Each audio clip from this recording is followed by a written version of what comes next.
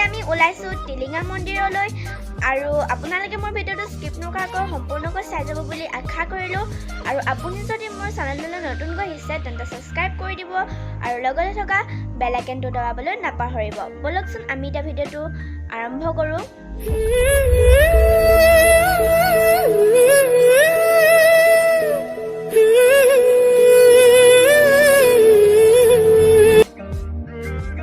এতিয়া আমি পালোহি তিনিচুকীয়া থানা চাৰিআলি।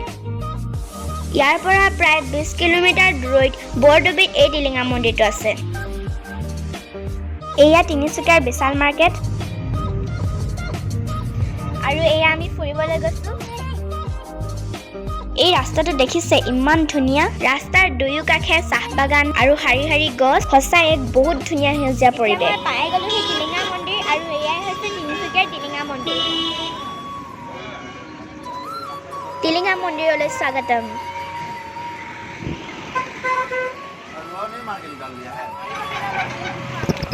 এয়া দেখিছে মন্দিৰৰ ওচৰত পূজাৰ বস্তু বিক্ৰী কৰা বহুত দোকান আছে আৰু ময়ো পূজাৰ বস্তু লৈ লৈছোঁ।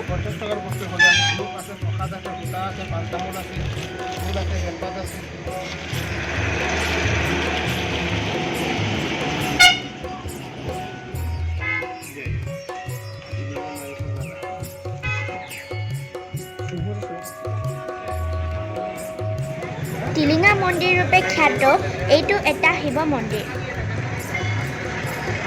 প্ৰতিদিনে এই মন্দিৰত অগণন ভক্তৰ সমাগম হয়। মন্দিৰত সোমোৱাৰ আগতে এইফালে মই ভৰি হাত ধুই লওঁ।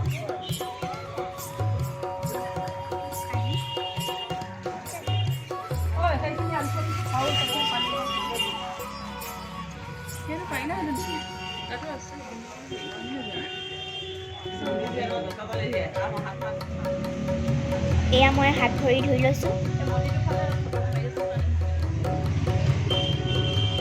গোটেই মন্দিৰটো আপোনালোকক মই এবাৰ ভালকৈ দেখুৱাই দিছোঁ।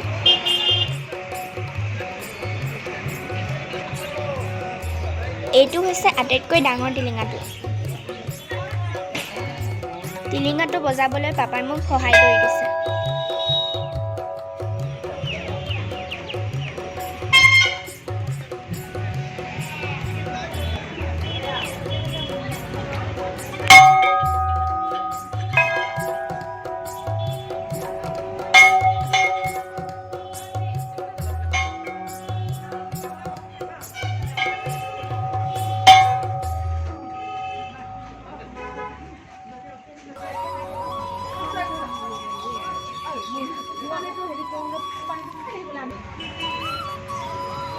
এয়া মই ধূপচাকি জ্বলাই লৈছোঁ।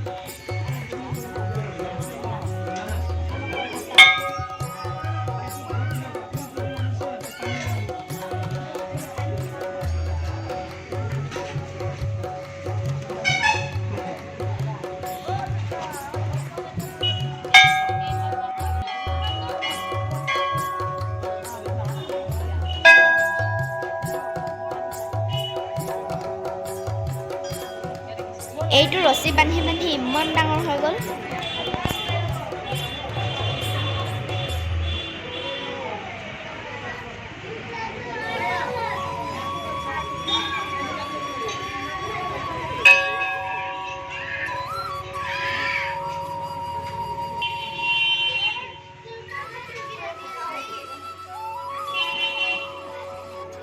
আমি পূজাৰীজনৰ ওচৰত সেৱা লৈছোঁ।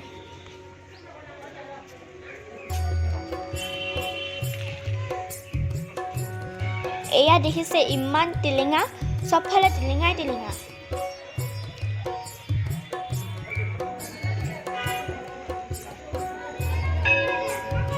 আৰু ময়ো ইয়াত ৰছী বান্ধি লওঁ।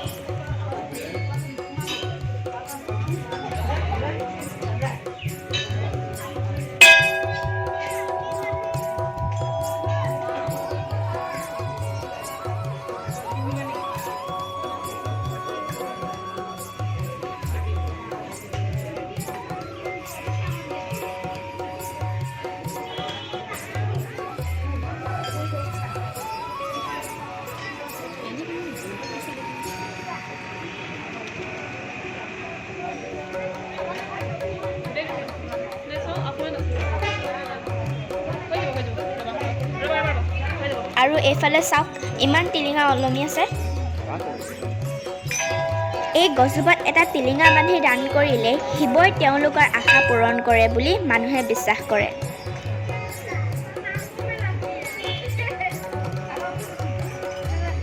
এই মন্দিৰটো 1965 চনত স্থাপিত হৈছিল।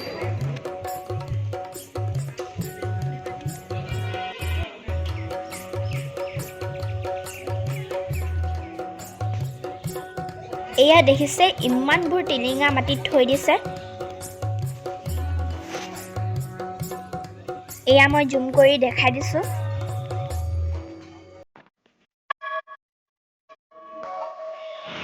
আৰু ইয়াত ইমান পাৰ চৰাই আছে।